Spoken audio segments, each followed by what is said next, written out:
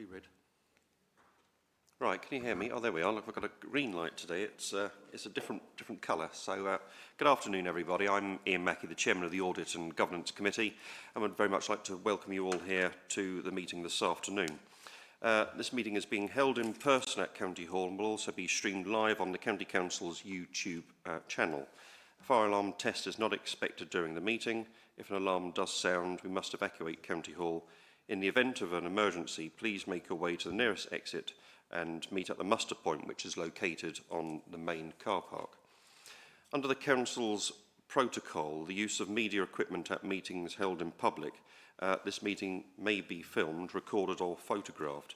If anyone wishing to do so must inform me and ensure that it is done in a way that is clearly visible to everyone present. The wishes of any individual not to be recorded or filmed must be appropriately respected.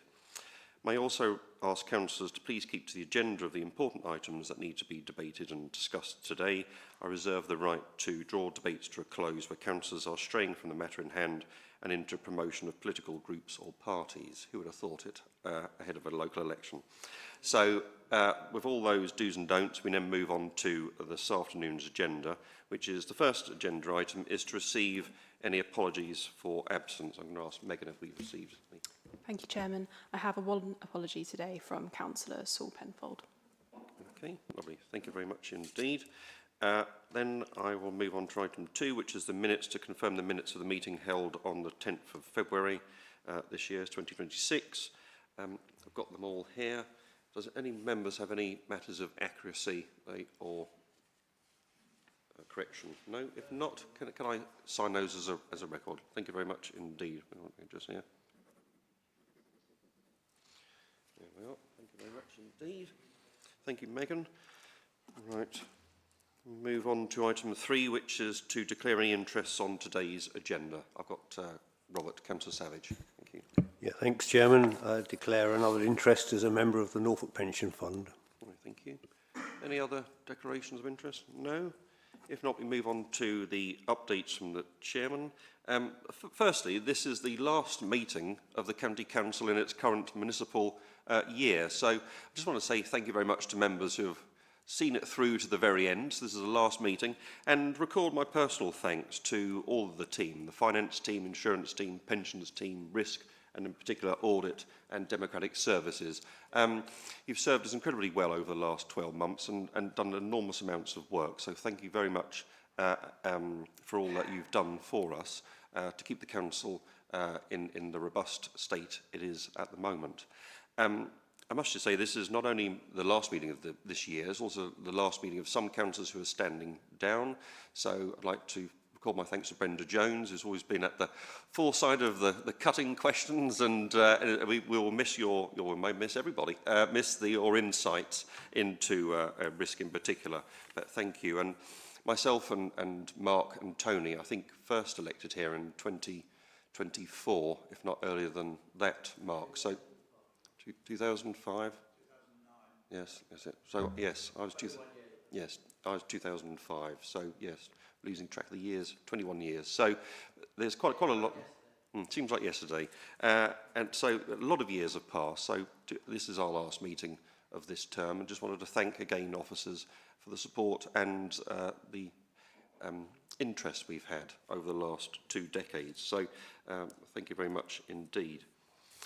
Right, moving on to item 5, which is the Norfolk Pension Fund Governance Arrangements 25-26. We're going to invite Alex from the Pension Fund to talk about that. Yes, thank you, Chair. So the report that the committee sees before it is the annual request for the Director of Pensions to provide reporting on the governance arrangements of the Norfolk Pension Fund. It's been a year in which they have been impacted by the government's Fit for the Future consultation and its outcomes. I've seen Fit for the Future referred to in NHS terms, but this is strictly in terms of the LGPS pension scheme, and it also interacts with the government's Pensions Act, which is currently still progressing its way through the Houses. The fund publishes 2 government documents that should be of interest here in terms of the statutory oversight of the fund. The first is it must develop and publish a governance strategy statement. And then secondly, in terms of how well it does against that statement, it has to publish a governance compliance statement. I'm pleased to report here that the governance compliance statement found that that governance was in compliance with both its own statements and the regulatory responsibilities for the maintenance of an LGPS scheme as an administering authority. Of course, much of that, that governance is around the delegation of function to the Pensions Committee and its interaction with the Pensions Oversight Board. During the year, I think probably the most important thing to note here was the rejection by the government of the proposal for the access pool, the LGPS pool, in which Norfolk was a participant, along with a number of other authorities in East Anglia, including colleagues in Suffolk and Essex and around us in Cambridgeshire and Northamptonshire. That proposal to continue in the new form of LGPS pooling was rejected, and as a consequence, from April 2026, Norfolk, alongside Suffolk, which reflects the future mayoral arrangements, is both a shareholder, which is a new distinction, and a client of the central LGPS pool, a body which includes pension funds from East Anglia down into Gloucestershire and Oxfordshire and up into Staffordshire, amongst other places. Currently, it has, and this is an interesting example of local government genuinely in action, 14 or 15 members as the smallest of the LGPS funds, the Isle of Wight, still continues to discuss the most appropriate arrangements for it to join that pool, and in particular the requirements of being a shareholder as opposed to simply a client of an organisation. The Fit for the Future requirements themselves are set out in paragraph 4.24 of this report, and I think they really reflect the work that will be done across this year. As I said, the actual legislative underpins of those are still not quite in place. The intention was that they would have been from the 1st of April, but that hasn't been achieved. As ever, legislation can take longer than is envisaged by the authors of that legislation at the time. However, we believe at this point we are fully compliant and on track to be able to sign off on all of those requirements during the course of this year. But other than that, if there are any questions. Lovely. Thanks very much, Alexander. That's very thorough and a really great report here to see that the compliance of the governance, everything is exactly where we would want it. Any questions from members of the committee? I don't think I can stretch it out, just the tension a bit longer there, Alex. If not, there's nothing I don't know if that's a good job or a bad job, but I thank think that's you. probably a first-class job you and your colleagues do. So if that's okay, we'll move to the recommendations and let you carry on. So the Audit Committee has requested to consider and agree this report, which details to the committee the Norfolk Pension Fund governance arrangements, which were fully compliant with legislative requirements, regulatory guidance, and recognised best practice. I think we can say that's agreed, can't we? Agreed. Thank you, members. Thank you very much, Alexander. Thank you, Chair. And wish you all the best. Thank you. Right, we now move on to item 6, which is the Norfolk County Council's insurance cover, and we're delighted to welcome Jamie and Steve to the committee.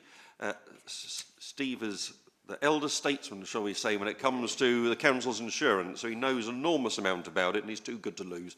So we welcome him back to this committee, and Jamie, you've got a great mentor there on taking this forward. It's no easy task to have an insurance cover of a multi-billion-pound organisation, so you know the complexity of this thing needs to be understood by everybody.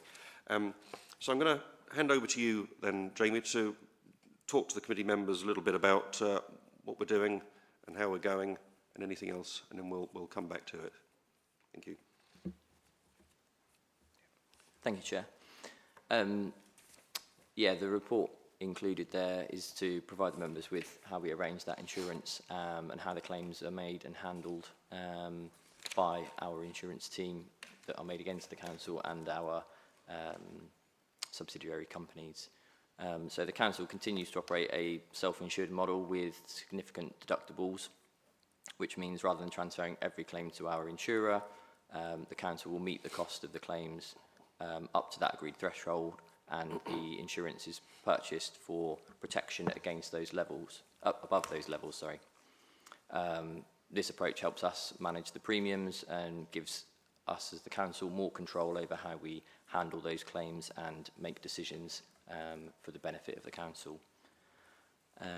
Currently, we have just entered the second year of the current tender on the insurance programme, which would take us through to 2030, which was put in place to ensure that we're in a strong position with our brokers and insurers leading into local government reorganisation. And in terms of the premiums for 26-27, there's continued pressures across the insurance market in terms of cost, but we were able to renew the full programme with a modest increase of just over 4% on the main insurance policies, being casualty, motor and property, with the smaller and specialist policies seeing minimal changes, which I think reflects a positive outcome for the authority in the current market. And I'd just like to add that our brokers and insurers continue to be very complimentary about our risk profile and the quality of information which we make available to them, which helps them achieve those competitive premiums. So I'd like to extend my thanks to the internal departments and external partners that provide that information, which without that we wouldn't be able to achieve those outcomes.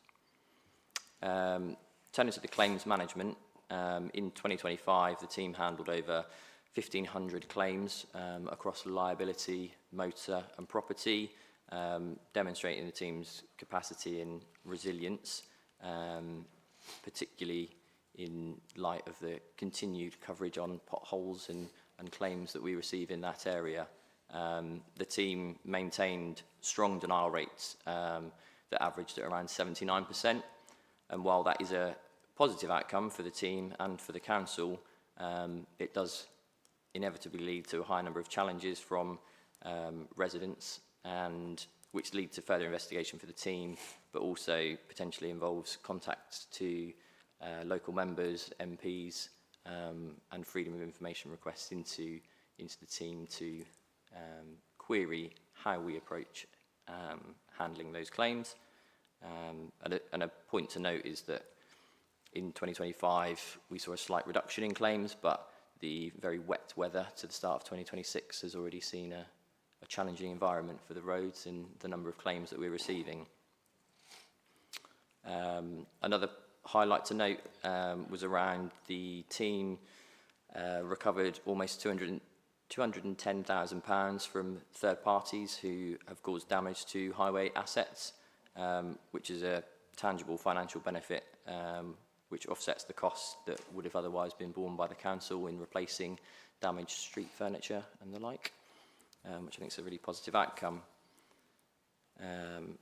And in terms of the self-insurance model, we hold an insurance fund to meet the cost of those claims within that deductible, and some of those claims can take many years to resolve, particularly the complex injury or disease-related cases, and that fund is independently reviewed by our actuaries through our broker, and they have confirmed that the insurance fund is appropriately resourced, which I hope will provide members with a high level of confidence that the overall framework is delivering for the council. And that brings an end to my points on there, and invite any questions. Yeah, thank you very much, Jamie. It's pleasing to see the premium's only gone up by 4%. And my perennial annual joke is I wish you could do this with my car insurance, and we might be getting in a better place. So congratulations on negotiating that. I think the other questions I have before I open up to committee is the coverage. One of the things what Steve and I were always discussing is, the main buildings and all of that is all covered within the insurance. Just going to check on that. The 210,000 back from damage to highways and all the rest of it, that was covered in the newspaper not so long ago, and I think that was a significant sum, which was pleasing to read, because I think often people think, well, they've damaged a post or just written off a traffic light, and we all know as councillors how expensive highways, street furniture and street equipment is. The question I have then is, if members of the public or councillors, understand and know who has damaged something, is there a hotline or how it was best to report this into the county council, or to, to get this claim. I imagine it's probably the customer services, but it'd be quite nice to know if there's some route in. Then there was a question about the 1,500 claims that we've had. I know there's obviously highways as a major one in there, but I just wondered if there's any other sort of themes which you could allude to so we could sort of focus on. But I think they were my main ones, mostly about the premium and also the coverage of buildings, how members of the public could report into this hotline if they see, a juggernaut suddenly take out a set of, traffic lights, we can claim it back. And I think the claims, I'll just park it there while other members probably had a chance to think of other questions, but it's really interesting. And any insights? Thank you. On the first point, on the recovery aspect, I think the primary route is via the police, in terms of we become aware of who those drivers are, and there is the route for members of the public to report issues with the highway through the county council's website, although that can be more difficult for us to recover the money if we don't know who has caused that damage. So the primary route is being advised by the police if they've attended where somebody's taken out said lampposts. All right, okay. In terms of claims, on your second point, motor, we continue to see a number of incidents. The large part of the fleet is represented by Norse, and we continue to work with them to manage their fleet and talk to them around driver training and areas where they can improve their driving. Obviously, it's sometimes difficult for them with the nature of their operations, driving large waste collection vehicles down tight streets with many parked cars. They sometimes are unable to avoid hitting them. Is certainly an area. And in terms of property claims, the other key area, the good weather across this winter has seen a reduction in the escape of water, frozen pipe type claims, although we are concerned about potential oil thefts or fuel related thefts, given the continuing increased cost of fuel. So it's certainly something we've been talking to schools about to try and mitigate that. Great, well that's very helpful, certainly around the oil theft, etc. Difficult times often brings out the best or the worst, so very good that they're revising schools. The one critical thing I wanted to just mention before I open it up, the insurance that we've got for the cover, as we're looking towards local government reorganisation, it covers the sort of back umpteen years of people putting in future claims for things such as Steve, I just wonder if you could outline, or Jamie if he knows, but Steve's probably lived and breathed it, is this cover is retrospective and forward looking as well, isn't it? The cover is paid for each year by education, children to adults. So if a claim is brought in a previous year, and we've got claims that go back to the 90s currently. In fact, we've got a firefighter claim that goes back to 67. So because the premium was paid in that year, then cover stays in place. As you say, retrospectively, we also, come the 1st of April 28, there will still be claims that are brought after that period, when Norfolk County Council ceases to be an entity, but because the insurers will be picking up, have picked up the premium for those claims, again, there will need to be a process in place to deal with those, not only for Norfolk, but for all of the districts. Yes. That's part of what I'm trying to work through now on how we're going to manage that runoff. And for some of those claims, particularly around the employer's liability, we could be talking about 15, 20, even longer years with some of the asbestosis, hand-on vibration, those sort of claims. So that we've got to look at a process that enables those claims to be, we're just not going to settle them. We need to be as robust then as we are today with defending those cases. but that is going to be one of the issues, as I say, as we go beyond April 28 in dealing with that. So yes, you're right, backwards looking and forwards looking for the premium paid per year. What was interesting to hear though, Steve, is that there would be, this discussion is ongoing because the 3 unitaries, if it comes to pass, would need to carry the liability of the whole of the county council and have this, but 3 times to cover the current existing. I'm in discussions with insurance specialists within the districts at present, because at a point in time for Norfolk, particularly around education, adults and highways, we're going to have to split those out into the 3 unitaries and understand where they sit. We also have a fund that's been paid for by Norfolk County Council departments that might well have to be held to cover those historic claims. So not only for us, those high-level adults, children's and highways, unique to Norfolk, but there are also other claims issues, such as housing, that are unique to the districts that we've had no input in. And for Norfolk, we have high deductibles. I know with the districts, they have relatively small deductibles, in some cases £10,000 or thereabouts.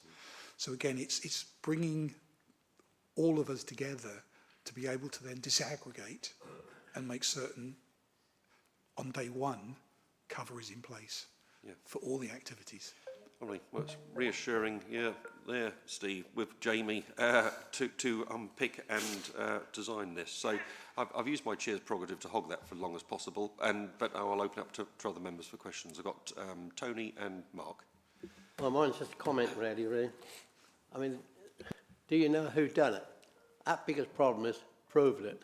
I've mentioned it several times, but how can I prove it unless, a photo or anything like that?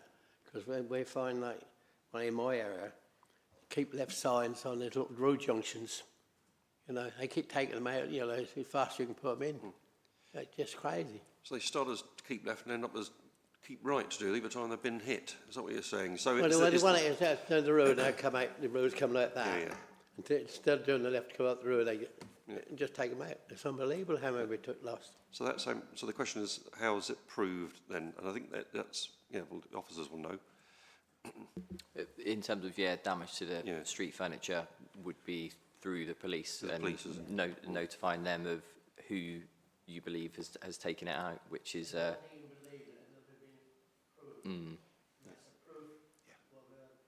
yes, exactly. Okay, well, Mark? Yes, thank you, Chairman. Just a quick clarification from my point of view. Paragraph 1.3 of your excellent report, we're talking about, I suppose, us uneducated we have a £100,000 excess against any claims.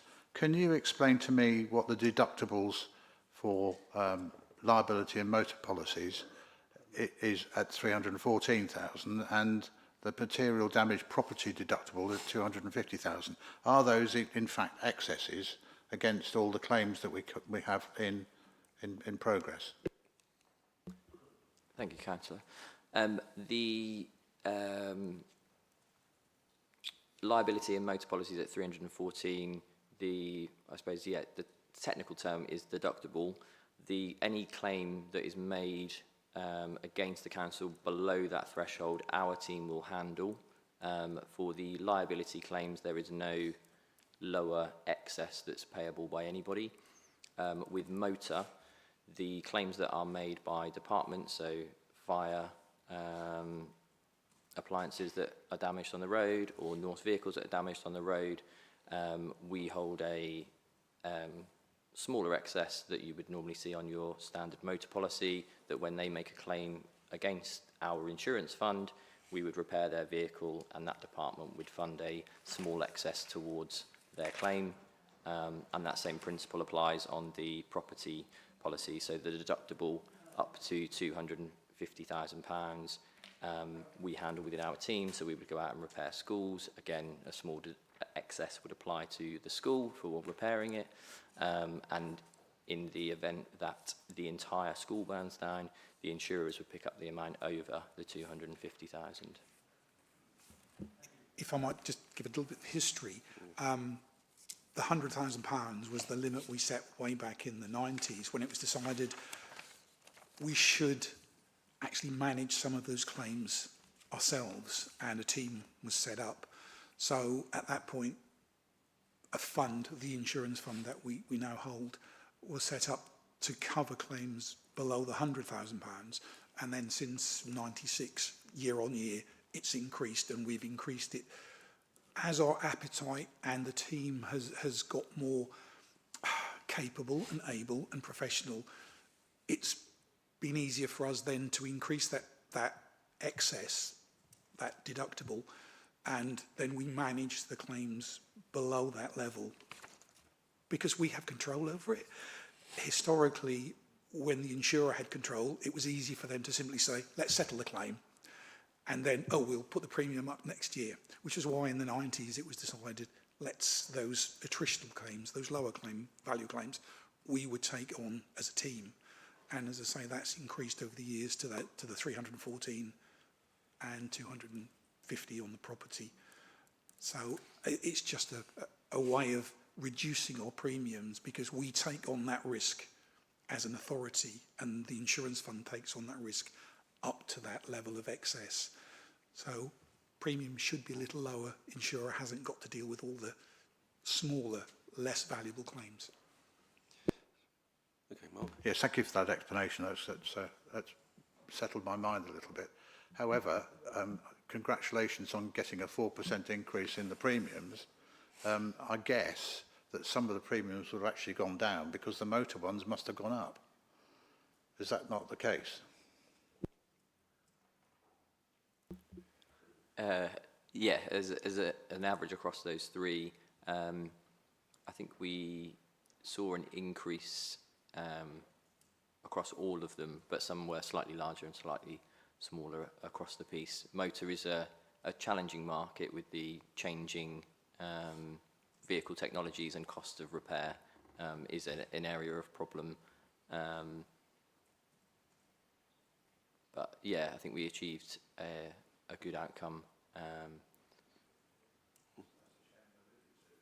Yes. Right. Any more questions for the insurance team here? No? Robert's shaking his head, so's Brenda. So thank you very much indeed, gentlemen. We'll move to the recommendations, which is to consider and agree the proper insurance provision exists where appropriate, as confirmed by the external and internal reviews, and accept the report. Are you happy to accept the report? Agreed? There we are. Thank you very much. Thank you. Nice to see you again, Steve. Hopefully we might see you next year. Or being, oh, really? Oh, yeah. Yeah. It's, anyway, it's good to see you both. Thank you. Right.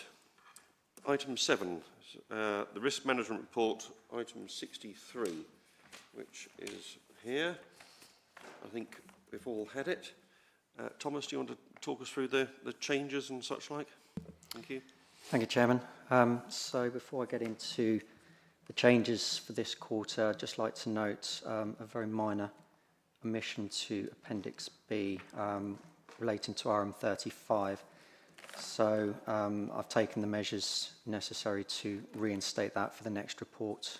That was missing from Appendix B. So I will get that sorted for the next committee. In terms of the key changes then, we've got a couple of risk demotions, so RM40 assurance implementation and RM47 vulnerability of external funding. So both of those risks have been demoted from a corporate level down to a departmental level. And you've got the explanations just under there, each of the risks on page 68. We've effectively paused risk RM50 on devolution until after the local elections of May 2026, next month. We've got a risk title change to RM52, so that's the transition of NFRS out of Norfolk, the Norfolk Fire and Rescue Service, out of Norfolk County Council as a result of devolution or LGR. And we've got a risk description changed to RM43, which is the high needs block deficit cannot be resolved as well. So I'll pause there for any members' questions. Thank you. Lovely. Thank you, Thomas. Good questions. Brenda. Thanks very much. Thomas, I'm really sorry. I always seem to be asking you questions. On page 68 of the agenda, the committee has advised that risk RMO40, Adult Social Services Assurance, has been demoted to departmental level on the basis that a CQC inspection has been completed. However, at the committee's February meeting, this risk was still reported as amber, with the accompanying narrative setting out in clear terms the potential consequences of an inspection outcome of below good. The risk was last formally updated in November 2025, and in December 2025, the service received a rating of requires improvement. Given this context, could officers please clarify 2 points? Firstly, why RMO 40 appeared as an amber corporate risk in the February agenda, but is now removed entirely from the register in April. And secondly, why the completion of the inspection alone is considered sufficient assurance to justify the demotion of this risk, despite the December rating being less than good. Particularly, what additional internal assurance performance evidence or improvement activity has been considered in reaching this conclusion. Otherwise, this feels uncomfortably like deciding the warning light can be switched off because the engine's already failed. Thanks. Thank you, Brenda. Capture that one there, Thomas? More or less. Several strands to that one. But in terms of the risk itself, predominantly the risk has been demoted down to from a corporate to a departmental level. We're undertaking a review of all of the corporate risks as per the recommendation from Ernst Young that we do so. And it's important to note that the risk is not closed. It is still open, albeit being managed by the Adult Social Services Department as opposed to corporately. Part of that is that the strategic focus is deemed to be better at departmental level than at the corporate level. So that's primarily the reason why we've demoted that down to a departmental level. And ultimately, we're not expecting the risk to change. It's not a volatile risk in the sense that we've just had the CQC inspection, and that's just been completed. So we're aware of obviously the recommendations that have come out of that, and the Adult Social Services Department are actively dealing with those. And for that reason, we've got it still front and centre on the departmental risk register for them to work through. So it's certainly not a question of us not paying the necessary attention to it. Very much so, it's just at a departmental level rather than a corporate level. And forgive me, there was a second part to your question, but I didn't quite catch it. Why the completion of the inspection alone is considered sufficient assurance to justify the demotion of this risk, despite the December rating being less than good? I think I've largely covered that point just now in the sense that it's still very much an active risk. It's being looked at a departmental level by the senior management team of Adult Social Services.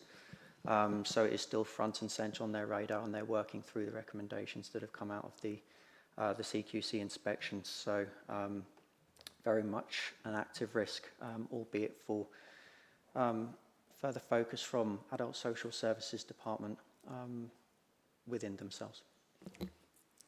Carry on, Brenda. I suppose I'm just concerned really, because it seems to be regarded as less important or you know, just trying to sort of tuck it away. And I think it's really quite important that that doesn't happen, particularly as we're in this transition period. It's like, well, you know, like, don't worry about that now. And that's how it feels. And I think this is, you know, this is a significant risk. And it just seems odd that it can just be changed and sort of, I was going to say tuned down, really. I think Adrian's going to say something on this one. Yeah. If I may, Chair, yes. I mean, in terms of the distinction of departmental and corporate, as Thomas was saying, there was comment from our external auditors in terms of the number, ultimate number of, sort of corporate risks that the Cabinet are managing and this committee is receiving in terms of reports. What I would say is that I don't think this diminishes it. We have a system in place already where Thomas reports departmental risks in summary to Cabinet twice a year, I think, if that's right. So yes, so there's the corporate risks which are reported through to Cabinet and to yourselves, and twice a year the departmental risks are reported through as well. So they do have that coverage and exposure. And from the department themselves, if you like, they're very clear on the issues regarding assurance that's needed and the recommendations coming out from the inspections. So I don't see that as sort of being a sort of a lower league, if you like. I think it is being that the risk is being monitored and assured, and the mitigations are being taken forward, I think. So I don't know if Thomas has got anything more to add to that. Thank you. Nothing really more to add to that. Just to reiterate that point, that it's certainly not it shouldn't certainly not be seen as a lesser risk in the respect that we're focusing attention elsewhere. It's still the case that we're working through the resulting CQC inspection, and the department themselves are obviously working through the recommendations that were made from that. So, and as Adrian had mentioned, we take the departmental level risks through to Cabinet every 6 months. So there will be opportunities for members to still have vision and sight of that every 6 months. And if there's anything that we need to bring back up to a corporate level, we have the opportunity to do so. Yeah, one more go of the turn, then Brenda. Okay. Now, you see, this is the only meeting where we get to see the risk register, or the risk register comes up. In the 1,000 years ago, when I started off with adults, the risk register, it used to be mentioned, and we used to have an opportunity to talk about it. Now, that doesn't happen in adults. And to say a report goes to Cabinet is fine, but, you know, the members don't all go to Cabinet meeting. You know what I'm saying, don't you? This just seems to be taking away an opportunity for members who are concerned about what's happening to appreciate it. You know, I'm always having to challenge things in this group on, you'll be glad I'm going, on the risk register. And I'm just, it rests uneasily with me. I appreciate what you've said, and I don't expect a response, but I'd just like it to be recorded that this seems, it's uneasy. It doesn't seem right. Thank you. Okay, Brenda, thanks very much. And we'll, you know, obviously the officers have heard that, and I imagine in between meetings, Cabinet members are meeting with their respective heads. Anyone who's worked in the sort of public sector will know that there'll be sort of monthly senior leadership meetings that will be studying the risk register. In terms of scrutiny, even before it started, so when Tony, myself and Mark went, we used to have these things called overview and scrutiny meetings, and the departmental risk registers, one for children's service, one for adults, were a standing item on those meetings. And I often regret when those overview and scrutiny meetings were removed in 2013, that they never sort of came back again, because they were useful to review. Then again, I think things of the world have advanced, and you know, Cabinet members are much more savvy now on understanding risk and you know, the time and effort which Thomas and others puts in with the senior leadership team to make sure risk is at the, and programme and project management is at the top of the think list, is transformed from where it was. So I think the officers have taken it on board, Brenda. I know what you're saying, and Thomas, if you can keep a watching brief on that one, would be particularly welcome. Robert, got a question. Yes, Chairman. I'm afraid I didn't quite catch whether Thomas said RM 15 or 51. when you spoke right at the beginning, I think. So that was risk RM35. Are you referring to the omission from Appendix B? No, local government review. Ah, sorry. That wasn't mentioned? Yes, so that's RM50. 50? Sorry, hang on. That's okay, because I've got a query about RM51, which the chairman might need to make a ruling on. Looking at RM51 in relation to the election now just a week or so away, whether I should be asking the question or whether it should be answered. Well, so let's to see what the speak, question Chairman. is then, Robert, and I'll rule whether you can get an answer Looking or at not. looking at the scores, there's a tolerance target of 5 in July, so a couple of months or so away, and a current risk of 10. So my question here is this risk perhaps truly reflecting a likelihood of regime change or regime staying stable? And if so, should perhaps a warning note be put on the risk register that maybe the risk is being updated subject to the election, or no response can be given currently due to PERDA? Yeah, thank you, Robert. I think what we'd say on this is we'll leave this one to be reviewed by whatever the administration is after May the 8th. I wouldn't really want to put the officers in too much focus when it comes to talking more political about things rather than what's in front of them at the moment. So if that's okay, Robert, we'll leave that one for Thomas to come back to. Understand what you're saying. I think we all understand what you're saying, but we'll just have to cross that bridge when we get to it. And I understand, you know, a lot of work is going on with senior officers at the moment. It's been in the EDP, the Tom McCabe is working on various things, other officers are coming together. So, and Adrian and I were chatting just beforehand about risk, etc., across, and we just heard from Steve and co and Jamie about insurance too. So, yes, understand what you're saying, Robert. It probably should be a different colour, but we'll let Thomas deal with that on May the 8th. Okay? Any other questions for Thomas? No? In that case, then, can we move to the recommendations and agree there's items A to E on now. I'm going to read all of those out.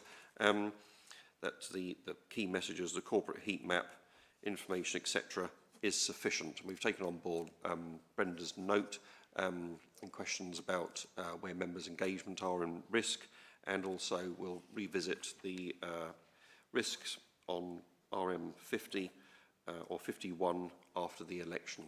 So with those in mind, are we happy to agree the recommendations? Agreed? Thank you very much indeed. Thank you, Thomas. And best of luck with the risk register. You've got to be on point going forward. Right, item 8, which is the governance, control and risk management, treasury management. We welcome Jo to the meeting for that. Thank you, Jo. Thank you, Chair. So this is an annual report looking backwards over the year 25-26, along to provide the Audit and Governance Committee with assurance that the processes and the reporting structure of the Treasury management function for the Council is effective and it's adequate in terms of its governance, its controls and its risk management. So in respect of those three elements, I can confirm that we have met and remain below our prudential indicators for the year, having adjusted those prudential indicators at the start of 2025, back in May, June time, to allow for the implementation of IFRS 16 that's covered in paragraph 9.7 on page 126. It has been a challenging year. Our cash balances fell quite significantly, and I wanted to draw everyone's attention to that with an extra graph that we've put in this year on page 125, just below note 9.3. So we anticipated a cash balance of somewhere in the region of 35 to 40 million at the end of the financial year, depending on how the final payment runs happened. However, we were fortunate to receive a significant receipt right on the last 2 working days of the year, a sum of about 30 million, that enabled the closing balance to come back up to 67 million. So without that happening at that particular point in time, we would have been closer to our forecast, and that downward trend that the graph is showing would have played out. So that's just a question of timing. Through most of this year, as you can see from the green line, our cash balances have been significantly lower than in previous years. And what that's meant is we haven't had as much to play with in terms of setting aside money for investments. I know there's a question that's been raised around our risk appetite with our investments, and whether we would be looking to invest in sovereign entities with a lower rating, possibly for additional risk and maybe additional reward. The reality is, given where our cash balances currently are and the size of the organization we're working with, the working capital that we require means that we can't actually put our cash into longer term investments. We need something that's relatively liquid to enable us to function. So other options are not really viable for us at the moment, but we do take advice from MUFG on what is available in the market on a quarterly basis. And if we have the wherewithal to set aside the money for investment, then we would do so. So just wanted to make that point, and that's covered in detail in 9.6. No, 9.6.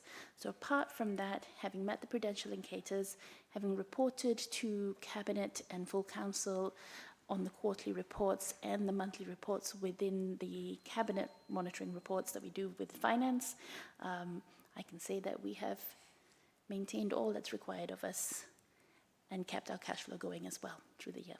Happy to take any questions. Lovely. Thank you very much, Joe. I'm sure we're all sitting here wondering where this £30 million was, and perhaps you can allude to us about where that materialised. And I think at the moment it's very, very useful to reassure, viewers.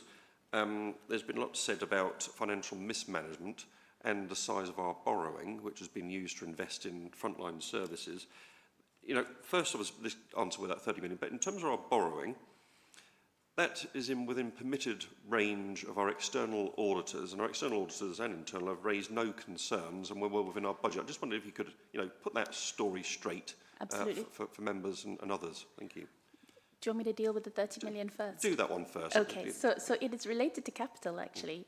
So there is a significant project happening out in the west of the county that involves a significant amount of movement of a national grid line, and as a result we received some funding from an external source right on the 30th of March, which then immediately got paid out to the supplier on the 2nd of April. So we didn't actually hold the cash for very long, but it was there right when the count was happening on the 31st of March, hence why it was in the numbers. So that's the 30 million, give or take. There was a couple of other big receipts happening as well that made it up to 30 million, but the biggest one was related to the West Winch project. With regards to borrowing, so we never borrow in advance of need. We have been very prudent about our borrowing throughout as a council. So when we look at our cash flow need based on our capital program, we try to, in the first instance, finance it through our internal cash reserves. And then as time goes by and those cash reserves start to dip, we then have to inflate the cash position through borrowing. But the borrowing need that is set out within the capital financing requirement is determined by that capital program from the prior years. So we always run behind the capital need, and we never borrow ahead of time. At least we haven't to date. So we have borrowed 96.5 million this year, the 25-26 financial year, but all of that is for capital requirement. The reason our cash position is so far down, that required us to borrow so much compared to the previous 2 years at least, shall we say, is because of the DSG position. and the fact that the council has been funding the dedicated schools grant deficit for quite a number of years, and it has had a significant impact on our cash base. It does not mean that we're borrowing to fund the DSG. We're borrowing to fund the capital program. We are also, in the same time, replenishing our cash reserves, which have been depleted by the DSG. The two things go in tandem, but they are not mutually exclusive, if that makes sense. Yeah. Thank you. And our external auditor's view on our borrowing then, Joanne? They haven't expressed anything one way or the other, which means they have no concerns. Without putting words in their mouth, I would not expect them to have any concerns. When you look at the size of our borrowing compared to the size of our asset base, it is perfectly acceptable. Lovely. Thank you very much indeed. Thank you. Mark? I did note from the Ernst & Young report that 23-24, the actual borrowing went down, and I presume that's all capital. And of course, these are all capital borrowing against projects, and of course they last for so many years, 50 years perhaps, and then they're paid off. So eventually that will come down, unless we have more and more capital projects going on full stop. So there must be a rotation, and I think that's something which some people don't understand. I think there is a bar graph, isn't there? There are some things on there, like borrowing for the Southern Bypass 30, 40 years ago, and those bar graphs will come to the end of their 35 years and then drop off. So it's always, as you said, a circle of activity. Any other questions there on that? No? Okay, well, thank you, Joe. That's very, very helpful indeed. If there are no more other questions, we'll move to the recommendations, which to consider and agree this report, which provides assurance to the Audit and Governance Committee to adequacy and effectiveness of the governance, control, risk management arrangements for Treasury management. And I'm always very well supported and encouraged by Joe's presence on these things. So I'll be happy to move those agreed. Thank you very much indeed. Thank you, Joe, for the work you're doing. Item 9, which is the Audit Services Quarterly Report, period ending 31st of March, is on page 128. So I think this is over to you, Adrian, to introduce this report. Kindly. It is. Thank you, Chairman. Thank you. Yes, this is our regular quarterly report to report back on the work of the team up to the 31st of March. So I'm pleased to confirm that the opinion on controls remains acceptable, which is good. The audit plan, the details of the work that has taken place in terms of the audit plan, so that is covered on page 131. So there's 26 audits there. And so at that stage on the 31st of March, when we were preparing this report, so we'd got to the point where there were 6 final reports and management letters, 6 drafts. There was field work going on for 10, and planning and draft terms of reference was in place for 4. So that makes up the 26. We provided more information on where each of the reports was from the plan. So I hope that that is helpful for members. So that starts on page 131 and carries on through into page 132.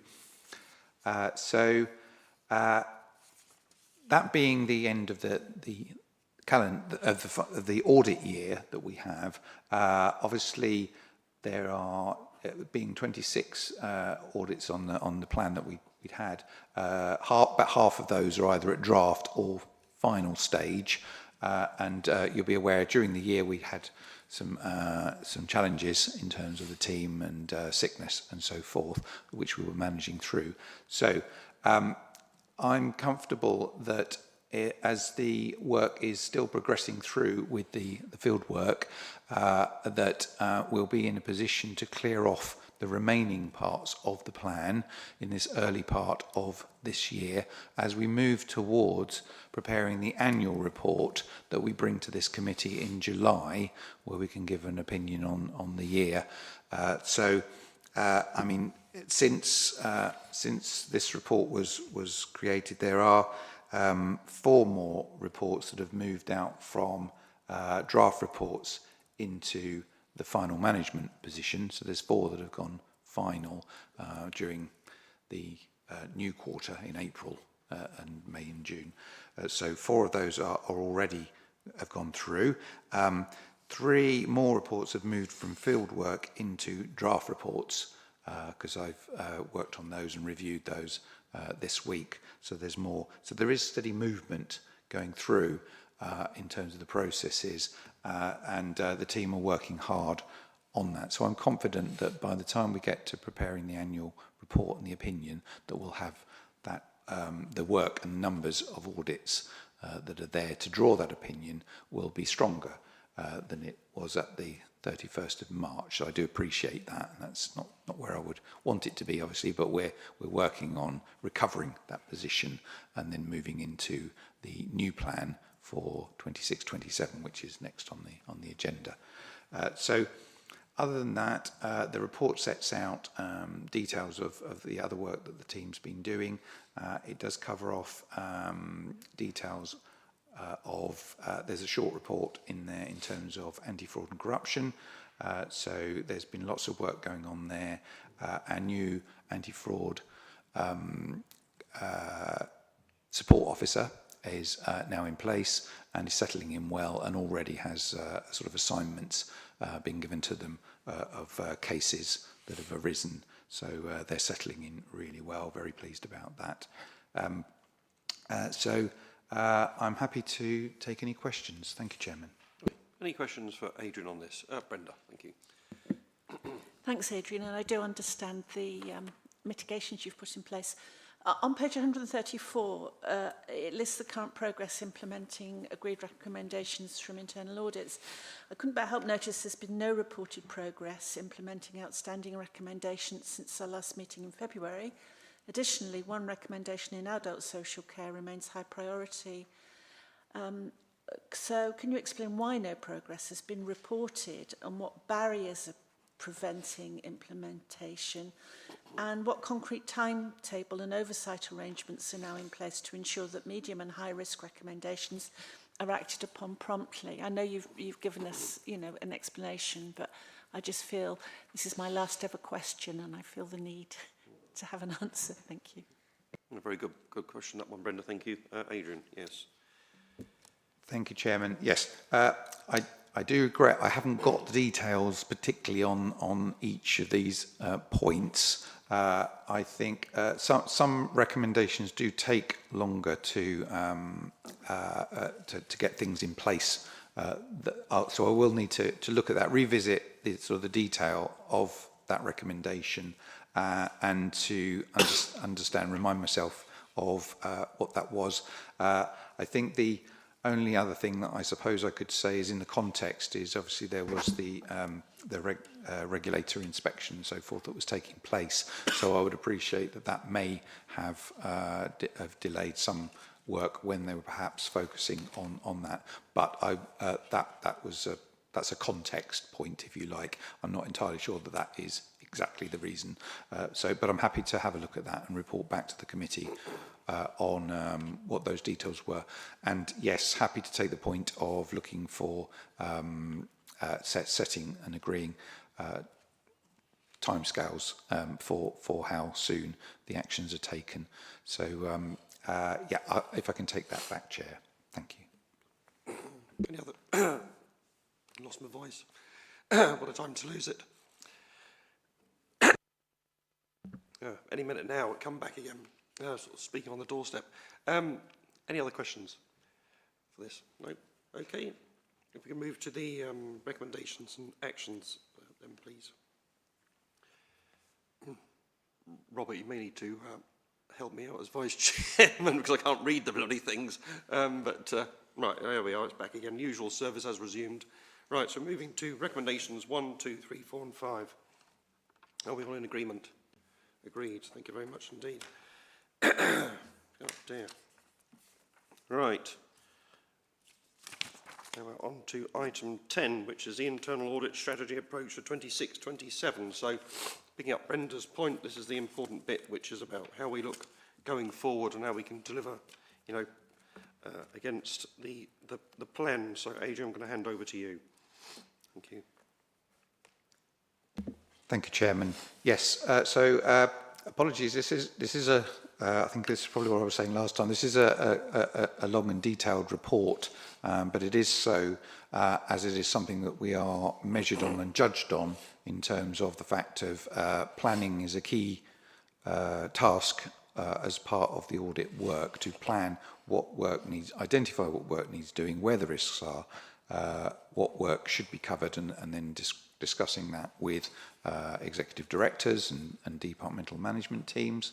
The report sets out how that progress went ahead, how the team is resourced, and how many days of audit and audits that will allow us to do. It sets out how, as part of that work, some of the work is resources that we have as a team. Thomas, for example, is part of the team, and he works on the risk side. We have our anti-fraud officers, Andy Reeve, and support for that.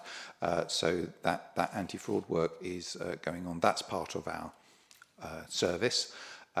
And so then we also provide internal audit to the Norfolk Pension Fund, as you would have perhaps seen in their report when that was going through.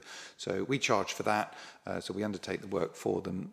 The fund pays for that work, and we provide them with a number of days. So that, and also we provide audit services to the Eastern Sea Fisheries, IFCA. We undertake an audit for them as part of as a sort of small body. So there's a number of different things that we do as external work.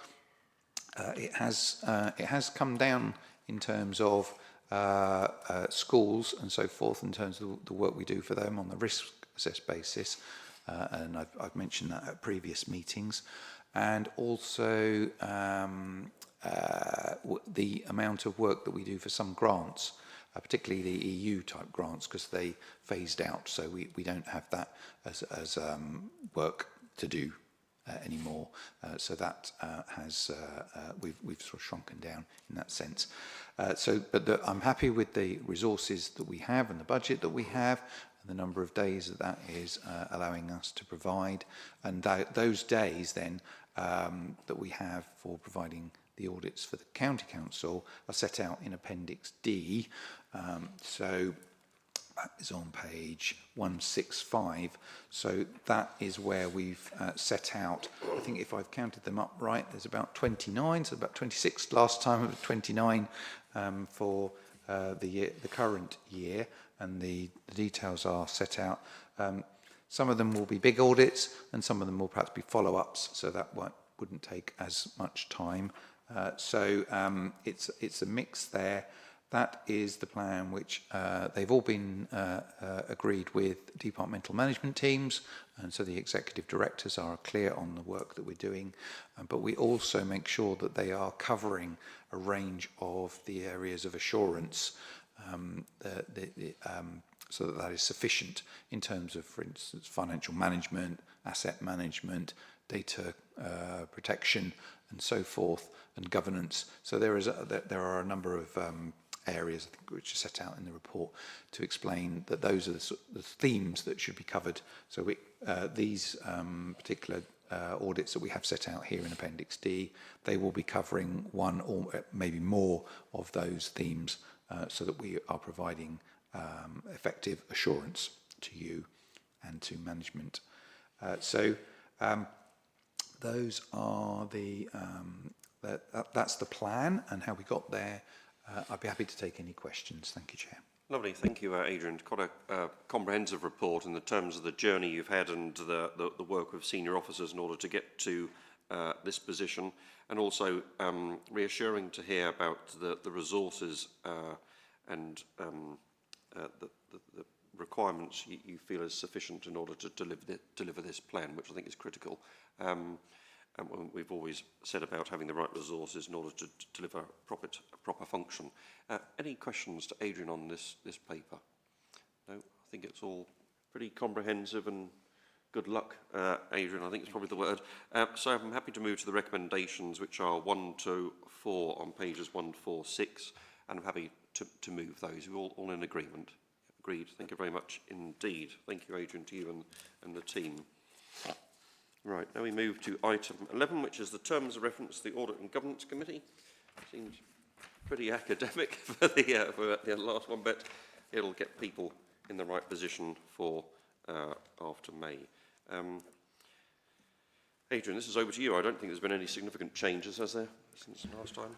Thank you, Chair. Yes, so just presenting this on behalf of the monitoring officer and the Section 151 officer.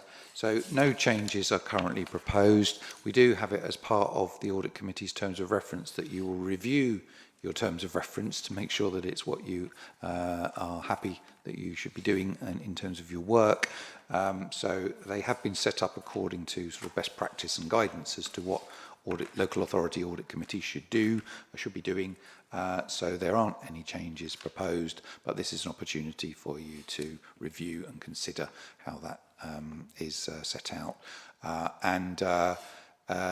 It does cover the work for the standards work that the committee can be asked to do.